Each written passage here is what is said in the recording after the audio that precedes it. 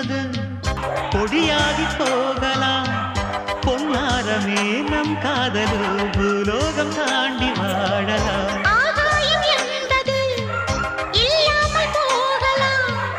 ஆனால் நம் நேசமே ஆகாயம் தாண்டி வாழலாம். கண்ணீரில் ஈரமாகி கரையாட்சி காதலே, கரை மாற்றி நாமும் வெல்ல கரையேற வேண்டுமே.